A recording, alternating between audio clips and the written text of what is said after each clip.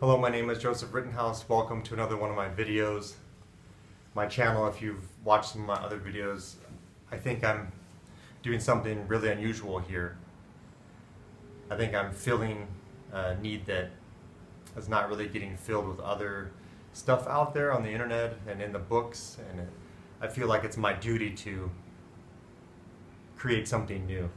I love psychology, and there's so much psychology out there today about being happy, having a fulfilling life, and not being angry all the time, and how to understand yourself. But I feel like the psychology, the psychology of happiness, the psychology of success was missing something.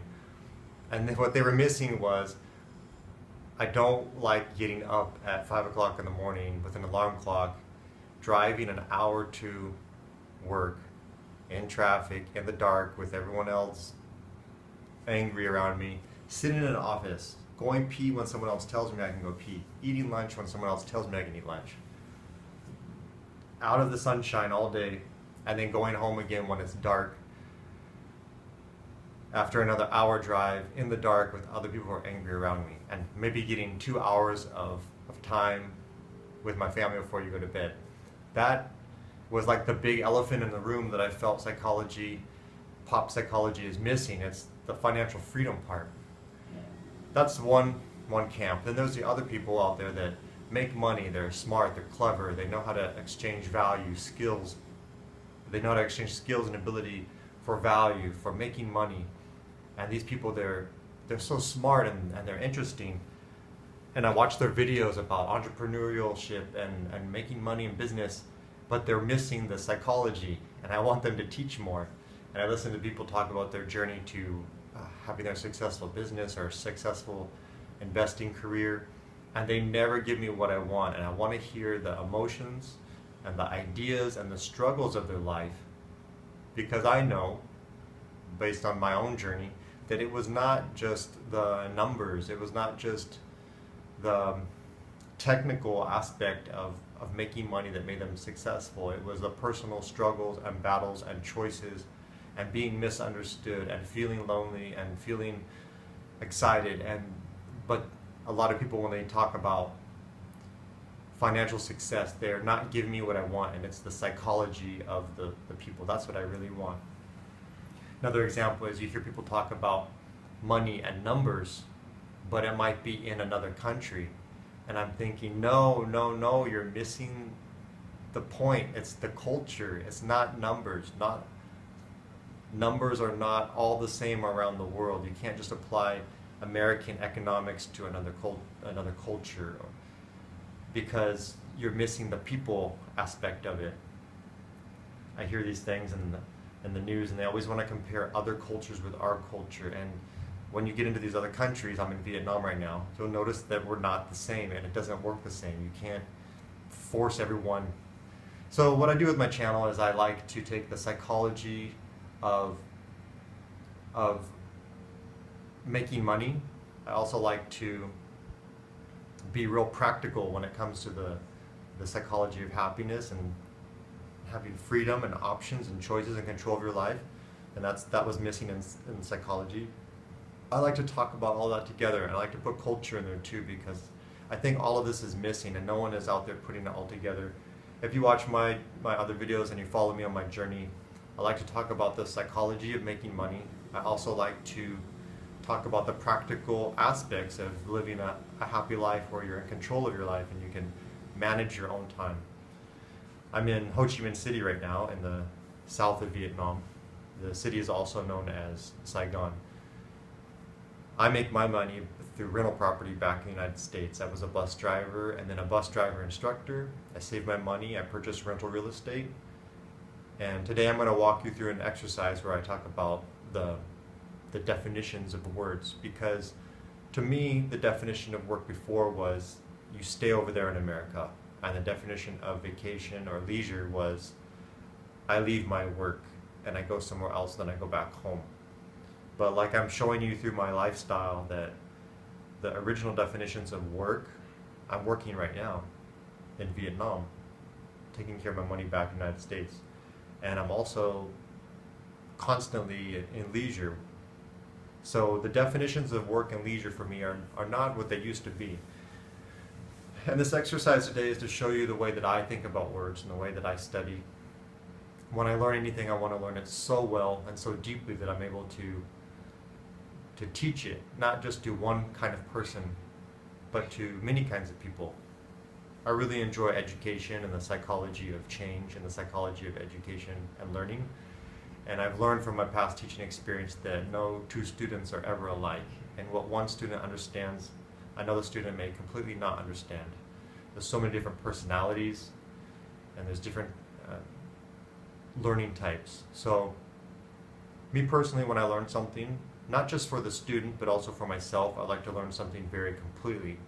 If, for example, we were going to learn about air conditioners, I don't want to just learn about the air conditioner. I want to learn about the important people in the history of the development of the air conditioner. I want to learn about the chemicals in the air conditioner. What chemicals were used before? What chemicals are used now? Where do those chemicals come from? Could they be replaced? What's the cost of those chemicals? I want to know what was life like before the air conditioner. What did we do to deal with living in a hot place before that? I don't even want to just know how one culture dealt with hot weather, but I want to know the differences between all the cultures. How did European cultures, how did Southeast Asian cultures deal with hot weather before there was a thing called an air conditioner? So when I talk to you about an air conditioner, I want to have interesting stories and background and technical data so that it just makes the whole learning process more fun and it makes the whole teaching process more effective. When I learn about individual words, today I'm going to talk about the word work, the word leisure or vacation, the word savings, saving money, the word retirement. These words, for example, the way I would study them is as I did before. I was a bus driver before, and I'd sit there on my lunch break and I'd ask myself, what am I doing? What is work? And I'd say, who does work? Why do we do work? Who, what, where, when, why, and how? And I do the same thing for the word vacation. What is vacation? Why do we do this thing called vacation? What is saving money? Why do we save money? Who saves money? How do we save money? Retirement. Who, what, where, when, why, how? And it sounds kind of silly. You say, what do you mean, how do we work? Well, how do we work? This guy over here, he might just be signing papers and on a phone and on a computer. And then this lady over here, she's outside with a hat on and sweating and working, and that's two different ways of working. But then you tell me this person that looks like they're working harder, and they made $100 a day with this guy, he's just signing papers and he didn't even break a sweat and he made $1 million a day. So something's going on here. And if I'm going to be a wealthy person, a financially literate person, I need to know how people work differently. What is work and how can it be so different? What I do is I take a word like vacation, leisure, relaxing, and in my notebook, on my computer and on my phone, I have the Microsoft OneNote, so I keep my notes. I'll have a tab called something like leisure. And then I'll listen to different people on their ideas about leisure, and I'll write down their definition of leisure. And I won't just listen to anyone, I'll listen to people who are more mature, a little bit further along in understanding what the word leisure means, or saving money. I'll go to 4 different people that are pretty successful, pretty intelligent, smart people, and I'll listen to what person A says about saving money. I'll listen to what person B, she has her own success story. I'll listen to this person over here, person C, grew up in a totally different environment, and they have their own definition. And this guy over here, he has a really interesting, unique story, and he has his own definition of what saving money means. And I'll write down all of their definitions, and I'll put it in my notebook, and I'll synthesize my own new definition of what saving money is. So when you talk to me, and I talk to you about saving money, I have a really complex, yet simple, yet beautiful, yet complete definition of what the word saving money means. It's because I've taken the best from these people who are much more smart than me, and I've put together my own new definition of what saving money means. And it also raises me up. It makes me a little bit more understanding what the word means. Because the word saving, there's effective ways of saving money, there's ineffective ways of saving money. Before, I thought you just save your money, but then as I really started to learn about that word, I learned that there's different ways of saving money, that there's better ways and worse ways of saving money. Just because you save money doesn't mean you're going to be traveling around, free, and your money's going to be growing. There's ways of saving money that will not give you that kind of life. So you have to study what saving means and learn about it from different people. The word retirement. I grew up in a middle-class family. I saw my parents working, and they told me they were going to do this thing called retirement later. I saw my grandparents. They were doing this thing called retirement. And that's my understanding of what retirement was. You go to school, you go to work, and then when you get to 60-something, you just do this retirement thing. But as I kind of stumbled into and accidentally got into real estate investing, I started realizing that my life was changing. And I started reading, and I started taking notes, and I started realizing that, wait a second, you mean there's other definitions of retirement out there? You mean I could be retired in just a few years if I purchase rental real estate? And that's when I started to learn that retirement is not an age. Just because you get to 60 years old doesn't mean you will or can retire. And just because you're 20 years old doesn't mean you can't retire. So my concept started to change, and then I got addicted to reading. I kept reading and reading and reading and taking notes, pages and pages of notes on each individual word to really understand it. Because if I can't understand the word money, work, retirement, I can't work with it. If you only know addition and subtraction in the math class, and this kid over here knows addition, subtraction, division, multiplication, algebra, this kid's going to run circles around you because he has a bigger understanding of math. He can use it in different ways. If you don't know all the intricate definitions of the word retirement, what it means, what it could look like, how it's different for different people, when you're making your life plan, you're not going to have many options, because to you, retirement just means one thing. So this is why I have to learn from many different smart people, different cultures, men and women, what retirement means, so that when I make my own life plan, I use the retirement that I want, and I really understand what retirement means. Let's take, for example, an airline pilot. There's a retirement age, mandatory retirement age of 60 years old. This is just one way of retirement where someone works their entire life. They get to age 60, the company says, that's it, goodbye, you can't work here anymore, you're too old. The person goes off, and hopefully their pension or retirement plan provides them with enough money to cover their living expenses. You might have a very wealthy family where the family has never really had to work 9 to 5, and if they wanted to, they can just not work, or they can work or not work.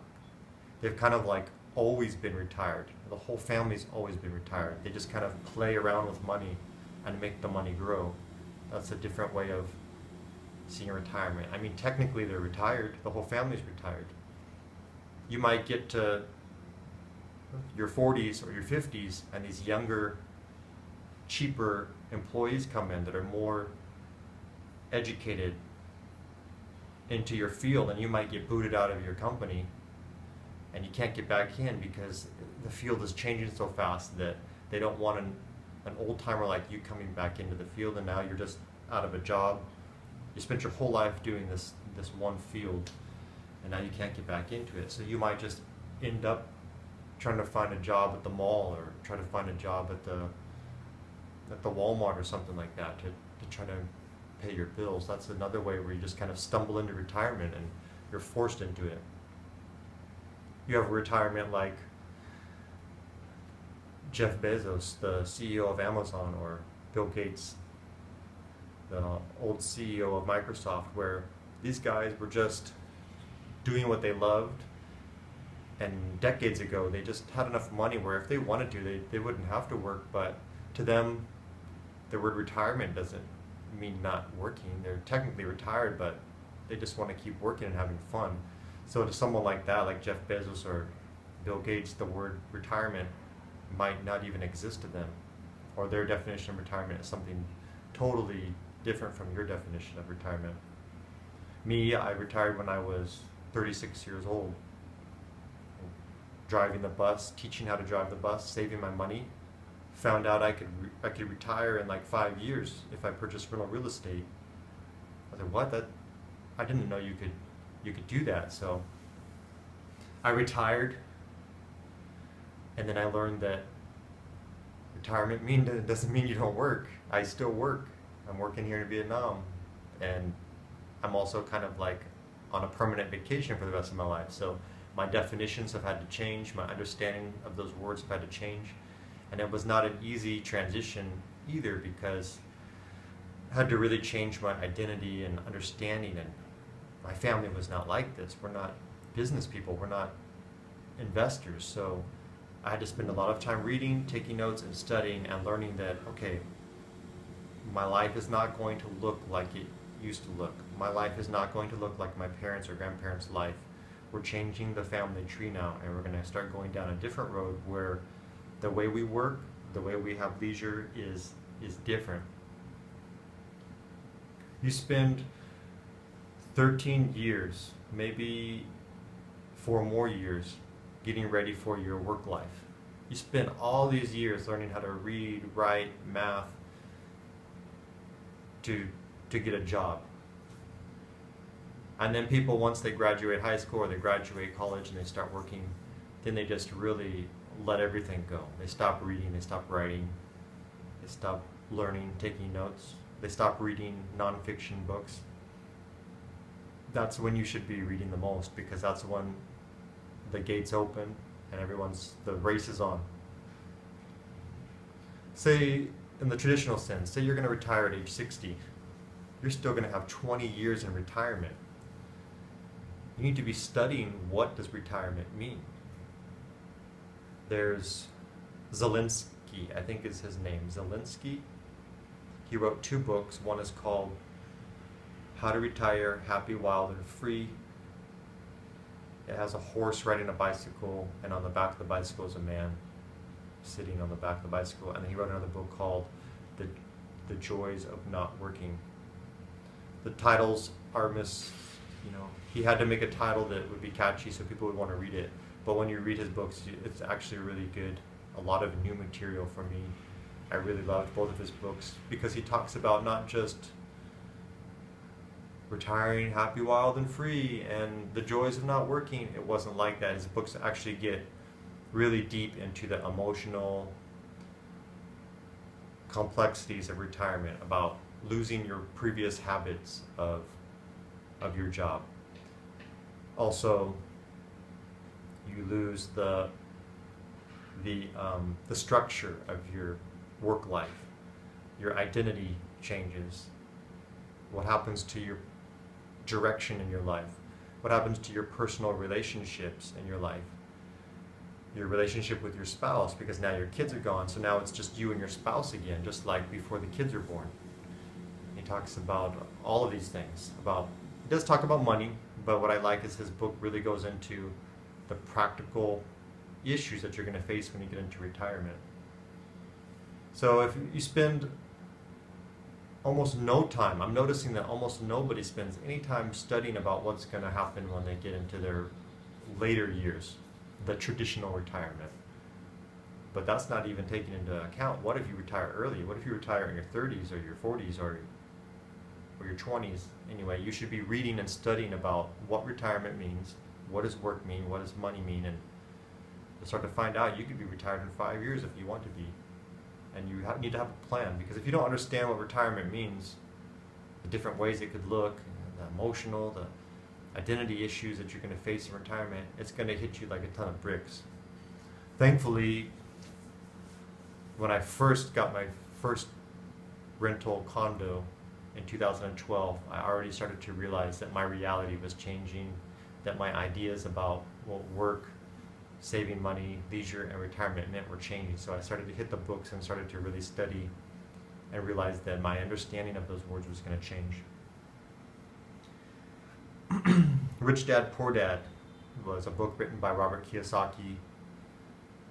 Book changed my life because he changed my understanding of what words, assets, and liabilities meant.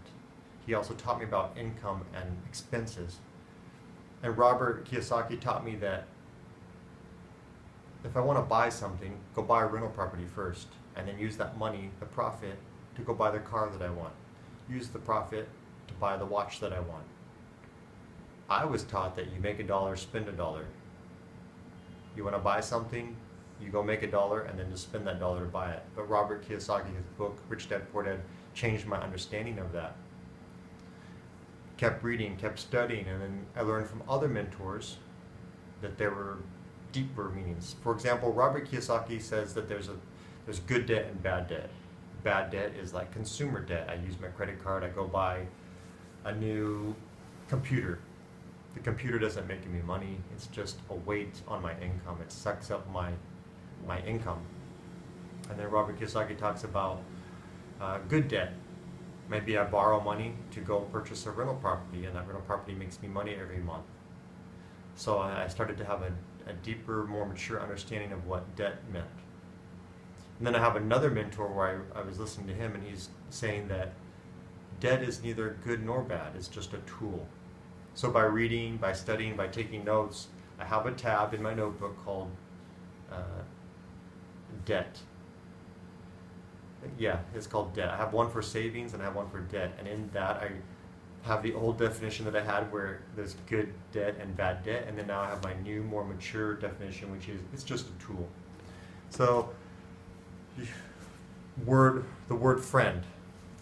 I used to think that friend was someone you just kind of bumped into and they kind of liked you, you liked them. But I later learned after reading the book How to Win Friends and Influence People by Dale Carnegie that my old definition of the word friend was kind of simple. It was not very healthy. It was not a complete definition. Later, after reading that book, I learned that a friend can be someone that I see them and I appreciate what they can do, what they're capable of. This person over here can very intelligent and interesting person. I can go to that person and say, you know what, you're a very interesting person. You're very creative and I like what you do with your life and what can I do for you because I really appreciate you. That's okay to make friends like that. And that before in my life was actually a bad thing. I thought I will never like someone or be their friend just because of what they do or what they are. So I had to grow up a little bit. I had to read and I had to study what friend really means. Dale Carnegie taught me that. Also the word business, which I still get hung up on. I really hate this word business because it's so vague and I don't understand it completely yet. I read the book E-Myth Revisited, The Entrepreneurial Myth. And this book changed my definition of what business means. I thought business meant that you wear a suit and a tie and you're working every day, answering phone calls and writing, and you're waking up early and going to work. But after reading this book, I learned that a business doesn't have to be like that. I can work on the business from the outside. I don't have to work inside the business.